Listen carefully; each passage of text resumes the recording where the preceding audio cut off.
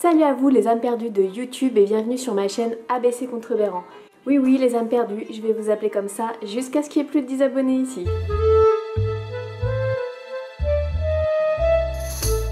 Pour cette première vidéo, je vais rentrer dans le vif du sujet écriture avec un challenge choix-peau magique. Sans choix-peau magique. Il ne s'agit pas d'un challenge récupéré sur un site internet obscur, mais bien d'un défi qui m'est propre et que je me lance à moi-même. Si vous souhaitez relever ce challenge avec moi, je vous y invite avec plaisir et j'ai hâte de lire ce que vous écrirez. Qui, que, quoi, dont, où, mais de quoi s'agit-il? Il s'agit d'un défi d'écriture simple type atelier d'écriture. Il y a, dans ce chapeau, des mots rédigés au hasard par moi, mais aussi par mon entourage, sinon, ce serait pas vraiment du hasard.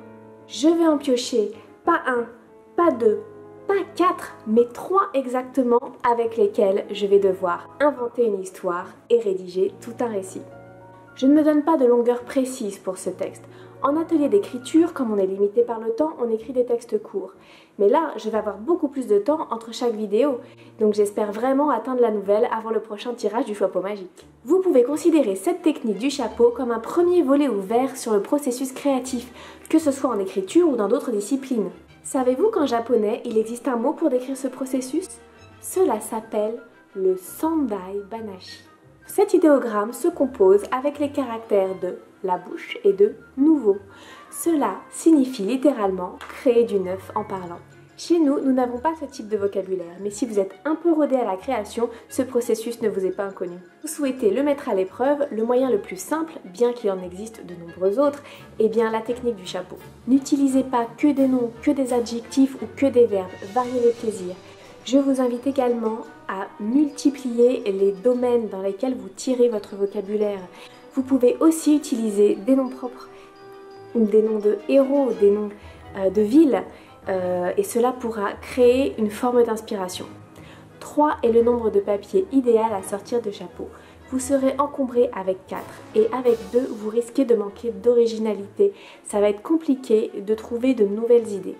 Ce premier choix-peau magique est l'occasion parfaite de parler du processus créatif, car nous reviendrons dessus forcément dans de prochaines vidéos. Mais aujourd'hui, faisons un simple sandai banashi. Certes, ce chapeau n'a rien à voir avec un couvre-chef de sorcier.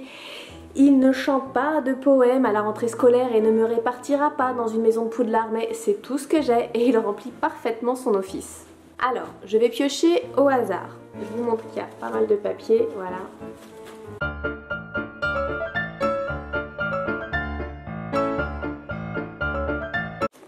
Je pose ça. Une grosse malle, une enquête et une voiture.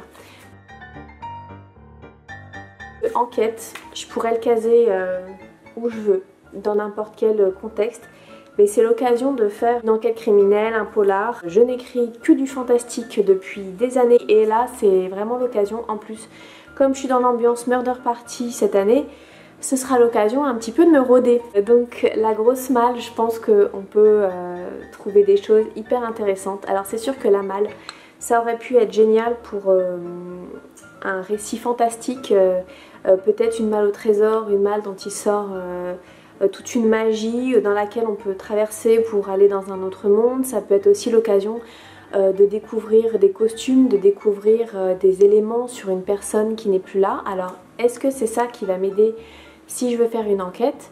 Est-ce que dans une malle, je ne découvrirai pas un secret? Ça peut être une première idée. Et pour la voiture, est-ce que une personne est décédée dans un pseudo-accident de voiture? Est-ce qu'il a une collection de voitures et c'est ça qui pourrait être un mobile ou bien un trait de caractère? Est-ce que mon héros se déplace en Aston Martin ou dans une voiture peut-être un petit peu moins connotée James Bond? Ou bien est-ce qu'il y a un mystérieux personnage qui se déplace toujours dans une limousine noire, il fume sa cigarette à la snette mais on ne voit jamais son visage? Qu'est-ce que vous en pensez? Je verrai bien où me mène l'écriture parce que je vais peut-être pas trop réfléchir avant de me lancer dans le récit, sinon je suis pas rendue.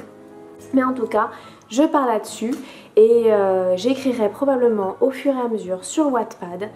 Je vais mettre mon pseudo dans la description de la vidéo, comme ça vous pourrez lire et peut-être que j'aurai le temps de faire une réécriture avant d'en reparler sur la chaîne. Mais ouais, je sens bien un polar. J'espère que ces mots vous inspirent aussi si vous avez envie de relever le challenge avec moi. Si vous voulez poster votre texte en commentaire, ce serait super, j'adorerais les lire. Quand j'ai posté sur internet des ateliers d'écriture, c'est toujours un plaisir de voir les textes des personnes postés en commentaire.